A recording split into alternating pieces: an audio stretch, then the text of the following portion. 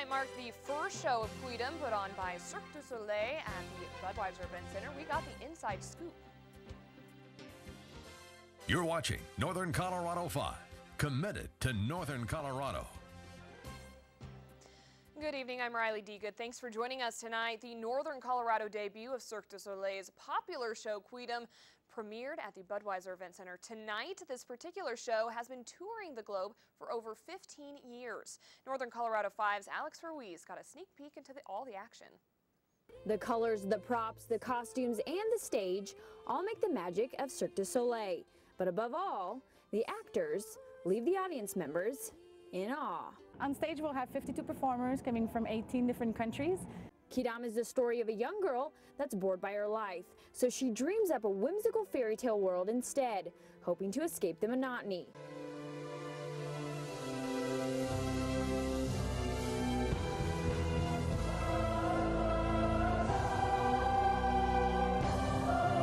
Queedom is a show about family and humans, and really it revolves around a little girl and her family. And we bring you into her imaginary world. So she'll meet beautiful aerial performers, really eccentric characters, strong acrobats, the live band, and everything. And through the acrobats and flying circusry, Zoe takes the audience into the world of Queedom.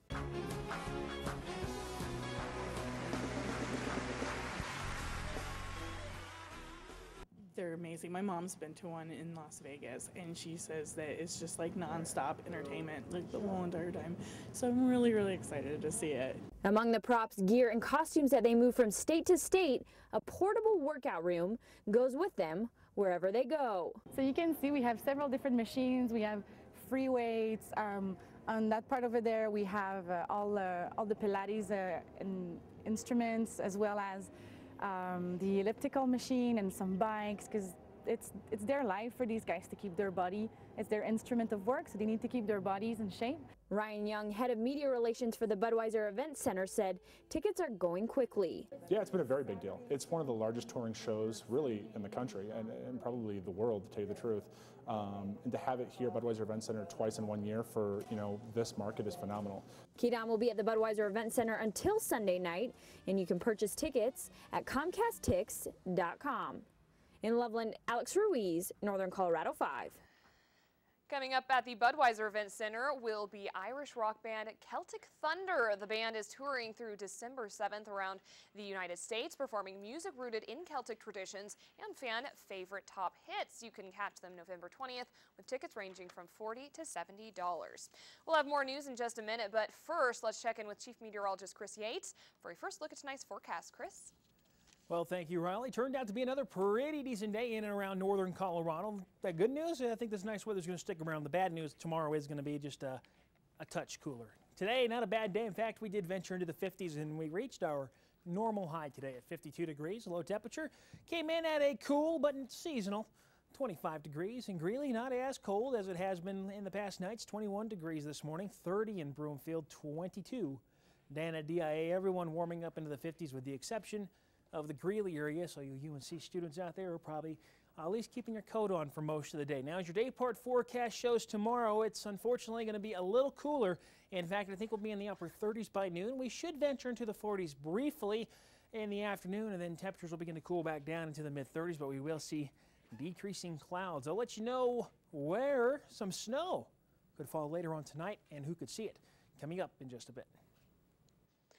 A new study shows that enrollment in charter schools in northern Colorado is larger than ever, and this type of education has been growing in popularity for quite some time. There are now 11 school districts in Colorado that have over 10% of their student population enrolled in charter schools. In Larimer County alone, there are 4 public charter schools. We spoke to Casey Churchill, principal of Liberty Common Charter Elementary School, about why he thinks interest is on the rise. I think just the success of the charter schools that are out there, and when we provide parents with a good education for their children, they then will go out and explain the good experience that they had here, and in turn there will be more interest that will pop up. Over at Colorado State University, the number of inventions created on campus has increased by 132% in just the past 4 years. During that time, 515 new inventions were submitted to be considered for intellectual property. This puts CSU in the 99th percentile among institutions of its kind. So big congratulations to the students, faculty, and researchers who made this achievement possible. Well, it's the season of giving, and the Rylee Wesleyan Church is getting a head start this year with their Thanksgiving bags. Community members are being asked to fill paper bags full of Thanksgiving food items to be distributed to those in need. The church's goal is 300 bags, and as of this afternoon, they had reached 272. We gather all of these bags of food up here in reusable bags, and our church members and community members bring us the groceries, and we restock those bags into nice Thanksgiving boxes, and it includes all the grocery items and then a $10 gift card to go towards the purchase of a turkey for that family. Following Colorado's marijuana legalization from Amendment 64, Boulder's district attorney is dropping all drug possession cases for those 21 and over caught with less than an ounce of pot, and the Larimer County DA plans to do the same. DA Stan Garnett of Boulder announced his decision on Twitter this morning, and a spokeswoman said prosecutors in Colorado are obligated to drop cases if they don't think a jury may convict. Garnett's decision is effective immediately. Interior Secretary Ken Salazar is apologizing after he threatened to punch out a reporter who asked about problems with the government's wild horse program. A reporter for the Gazette of Colorado Springs asked Salazar about the wild horse program and horse slaughter proponent who has bought hundreds of the protected animals. Salazar answered the question, but after the interview accused the reporter of setting him up and said he would punch him out if it ever happened again. His press office said that Salazar regrets the exchange. And a man from Westminster is in federal custody tonight after plotting to kill the president and children in his neighborhood on Halloween. The criminal complaint says Mitchell Cusick went to his aunt and uncle's house and took one of their guns and hid it inside their home. In a meeting with his therapist on October 29th, Cusick allegedly revealed that he had a plan to use the gun to kill children at Stanley Lake High School on Halloween. Cusick also allegedly admitted that he wanted to assassinate President Obama. Ghouls and goblins weren't the only ones out in full force over a Halloween weekend. The Colorado Department of Transportation reported today that 564 arrests for DUIs were made across the state. The crackdown began at 6 o'clock p.m. the Friday before Halloween and ended on November 1st, with the highest numbers coming out of Denver with 72 arrests and 29 in Fort Collins. The Halloween crackdown is part of the Heat is On campaign happening across the state, which will continue through holiday season. Still ahead, a new study links diabetes with hearing loss, and could there soon be an app to help smokers quit? We'll let you know coming up. And a cold front moving through the region tonight will bring snow to the mountains and cooler conditions to the plains. I'll let you know how cool will be tomorrow. Coming up next, right here on Northern Colorado 5. You're watching Northern Colorado 5. Weather is brought to you by Xfinity, the future of awesome. Now, your Northern Colorado weather forecast. All right, meteorologist Chris Yates is here with our forecast, and Chris, a little cooler tomorrow. Looking a little cooler. We got a cold front working through the area later on tonight. It's going to bring some snow to some areas and then cooler conditions for most of us. So let's take a look at what's going on across the state as we speak. Not a whole lot. We do have some cloud cover out there, some snow developing in the mountains. Now, for you out there who are actually afraid of snow, if you're down at lower elevations, I wouldn't be too concerned about it. Most of that's going to stay up at least above 6,000 or 7,000 feet tonight. The exception will be right along the Wyoming-Colorado state line, where we might still see a few isolated snow showers going through about 5 o'clock tomorrow morning. So if you're going to be driving northward up to Cheyenne, I really won't anticipate much snow getting in your way, but don't be surprised if you happen to see it, especially if you're driving up there before sunrise. But you can see the disturbance now beginning to push through Wyoming. Behind that is the cooler air. We're going to see that push through here eventually come early tomorrow morning. Again, there's not a lot of moisture with this system, but just enough moisture to create some snow showers up north in Wyoming and some snow showers in the mountains. And then right along the Wyoming-Colorado state line is where we're going to see our best chance for at least maybe a stray flurry. So if you live right along the border, that's all you got to really be concerned about. But going into tomorrow, high pressure builds in. Clouds will decrease across the area. Overall, not a bad day, just a little cooler than it was today. And then on Friday, we'll start welcoming in more cloud cover from the west. The western slope and the higher terrain will once again get in on some light snow activity. None of that will materialize down at the surface. In fact, after tonight, the weather pattern is looking very, very quiet straight through Turkey Day and then probably into next weekend. So we got some beautiful weather on your way. Now, your future cast tonight, we're going to keep mostly cloudy skies, and there's some light snow possible in the mountains. Otherwise, won't expect much. And by light snow, I'm talking maybe an inch or two as you get up above 7,000 feet. So not really a big deal by any means. Temperature-wise, well, we're going to be cooling off back into the 20s. In fact, in the neighborhood of where we were yesterday, if not maybe just a couple degrees warmer. 26 degrees in Johnstown, 23 in Greeley. So I think they'll be a couple degrees warmer than they were as they start off at 21. Now tomorrow, can't complain. If you don't like wearing your coat all day, then you might not be happy. But we will see clearing skies. Conditions will be beautiful. If you were to take a picture, it's going to look great. But it is going to feel a little chillier, not by much. I still think we'll see high temperatures back into the 40s as opposed to the 50s. So it looks like we're cooling off about 10 degrees in Fort Collins. 43 in Loveland. Berthoud, a similar story. Up in Estes Park, even after some morning snow showers or snow showers late tonight, they're going to be warming back up into the 40s. Greeley coming in around 41 degrees. Would not anticipate much snow for Greeley or anyone really out east at all. Now, if you're north of Nunn, and it's a pretty rural area, not many people live up there, but you could probably be looking at some very light snow showers or perhaps a stray snow flurry after midnight tonight. Now, your 7-day forecast, snow is going to be a distant memory. In fact, as we get into the weekend, we got temperatures in the 60s, folks. And guess what? We're going to be hovering near the 60-degree mark through early next week. And Wednesday, we could be actually getting a little closer to the 70s. So we got a very strong ridge of high pressure moving in just in time for Thanksgiving. Let's hope it holds together. But overall, the forecast is looking pretty quiet from here on out. So there's your wonderful 7-day forecast. Now let's send you back over to the desk.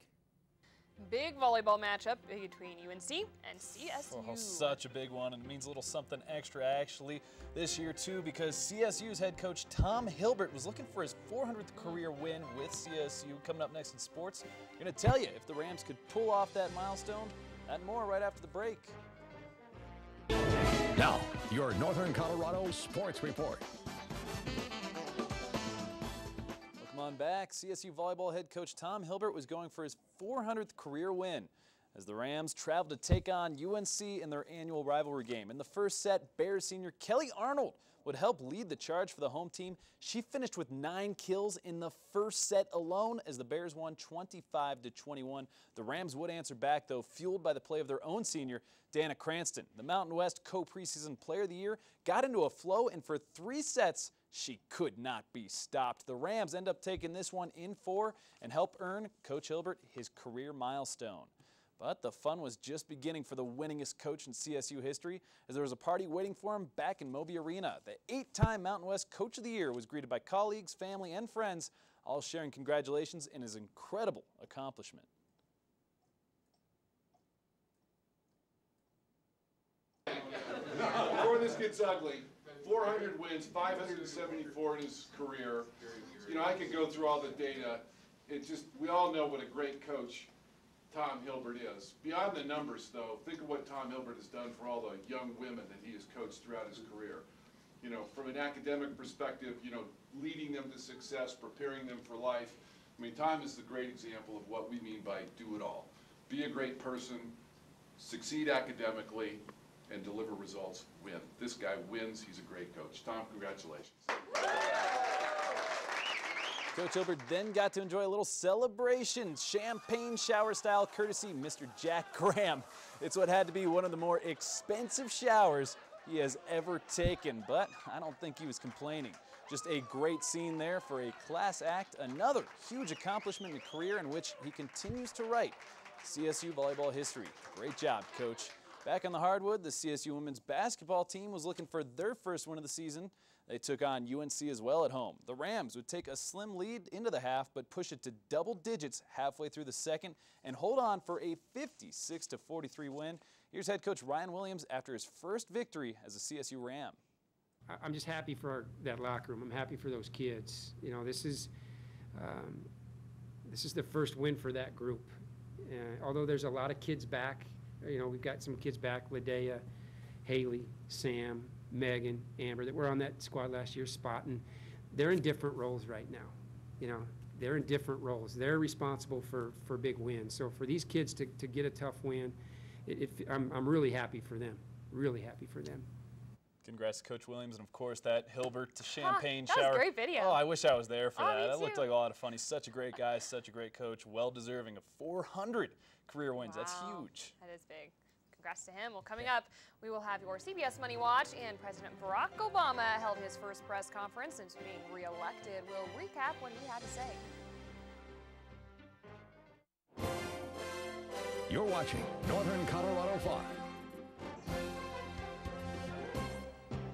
Well, President Barack Obama had hoped to be laying out goals for his second term at his first news conference since his re-election.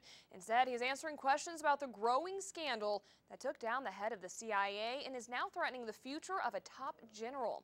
Danielle Nottingham reports from the White House. At his first press conference in 8 months, President Obama faced questions about the widening scandal that forced CIA Director David Petraeus to resign. By his own assessment, he did not meet the standards that he felt were necessary as the director of CIA. President Obama addressed why he did not hear about the FBI investigation until after the election. We're not supposed to meddle in criminal investigations, and that's been our practice. Before he handed in his resignation, Petraeus had been scheduled to appear at hearings on the deadly attack on the U.S. consulate in Benghazi, Libya. He has agreed to meet with lawmakers, and those details are still being worked out.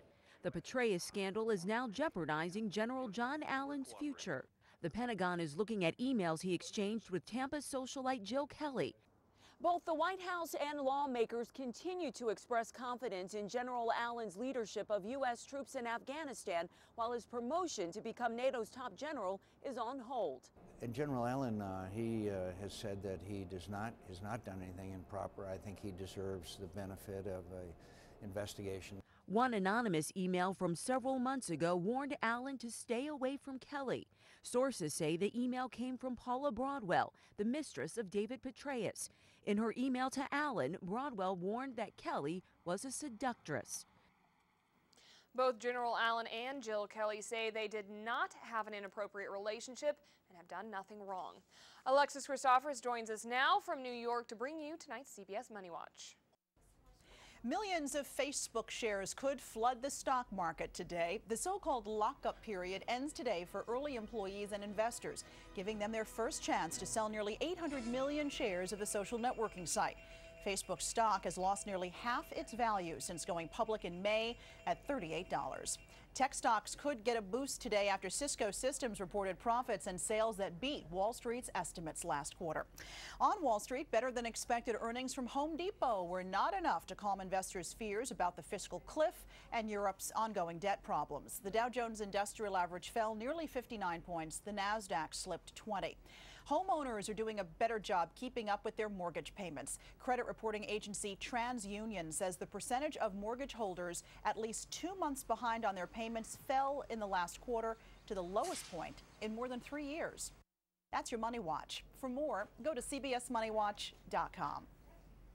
In New York, I'm Alexis Christophorus.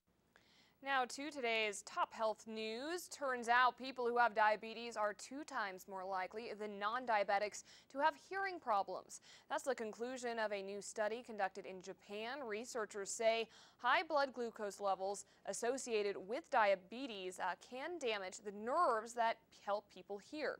They say their findings are independent of the effect of aging or noisy environments. Researchers in Canada say there's no need to fast before taking a blood test to determine cholesterol levels. They looked at the health records of more than 200,000 people and found that the results of lipid tests on patients who did not fast before testing were accurate, as long as doctors knew the hour of the patient's last meal. And are you trying to quit smoking? There may be an app for that someday. Researchers in New Zealand say smartphones could be a new tool to help smokers quit. They found that smokers who receive motivational text messages were more likely to stay away from cigarettes. A House committee is investigating the recent deadly meningitis outbreak that killed at least 32 people across the country and sickened more than 440 others. The owner of the New England company implicated in the outbreak appeared before the panel, as did the widow of one of the victims. Vanita Nair reports from New York. The owner of the company linked to the deadly fungal meningitis outbreak refused to answer questions on Capitol Hill. Mr. Cannon, what explanation can you give the families who have lost their loved ones? I respectfully decline to answer on the basis of my constitutional rights and privileges. Lawmakers subpoenaed Barry Cadden, whose New England compounding company is accused of making contaminated steroid injections. The outbreak killed 32 people and sickened more than 400 others in 19 states. One of those victims was retired Kentucky Judge Eddie Lovelace, whose widow, Joyce, came to the congressional hearing looking for answers. We're heartbroken. We're devastated. And I'm just kind of here begging you to do something about the matter. The meningitis outbreak is slowing down, with fewer new cases being reported. About 14,000 people are thought to have been exposed. The Massachusetts company had a well-documented history of problems. Nearly a decade ago, the Food and Drug Administration wanted to shut it down until it cleaned up its operations. Instead, the FDA deferred to state regulators who allowed it to stay open. This outbreak very well might have been prevented. The FDA says the agency needs more authority and funding to oversee compounding pharmacies. As it is, our authority over compounding is limited, unclear, and contested. The New England Compounding Center is closed, and officials are in the process of permanently revoking its license. Vanita Nair for CBS News, New York. The Senate will hold its own investigative hearing tomorrow. Don't go away. We'll have one more look at your northern Colorado forecast when we come back. You're watching Northern Colorado 5. 'Tis the season starting Friday. You might be seeing red and hearing some bells. Volunteers for the annual Red Kettle campaign will be ringing bells as they stand beside red kettles outside local businesses in Loveland and Berthoud. The bell ringers are with the Salvation Army, raising money for local nonprofits. 90% of the profits will stay local, while the rest will be distributed to the state office to help fund emergency services. In Fort Collins, both the young and young at heart can greet Santa at noon on Saturday as he makes his first appearance in Old Town Square. After his arrival by horse-drawn carriage, Santa will be at his Old Town Square log cabin workshop from noon to 6 p.m. Wednesdays through Sundays, all the way up until Christmas Eve. That'll be a pretty nice weekend for that, right? Yeah, looking pretty good. Yeah, really, so go out and say hello to It's not very Santa. Christmas-like weather, but No. you know, maybe Santa will show up in a pair of flip-flops and shorts. I mean, because the weather we're having is like super hot for him. Really? Oh, well, okay. That makes sense. I'm like, really? It's going to For be you, flip-flop you're weather? still going to be wearing a big heavy coat. I know. Santa will be all tan, though. Santa will be tan. He's getting his, We know what he tan does. just in time for Christmas. Oh, so excited to see Mrs. it. Claus is kicking him out early to get that tan done. Forecast-wise, can't complain. Let's take a quick look at what you can expect tonight. Temperatures venturing back down into the 20s. Sky is going to remain mostly cloudy, and if you happen to be in the foothills or mountains tonight, you might even see a little bit of snow. Now, tomorrow, it's going to feel a little cooler. In fact, we're looking at high temperatures about 5 to 10 degrees cooler tomorrow, but some morning cloud cover will give way to some afternoon sun. Overall, a nice day. And then if you want that warm weather, Rylee, I can give you temperatures back in the low to mid-60s for next week. That's incredible. Can't complain. All right, thanks for joining us. We'll see you again tomorrow night at 10 o'clock.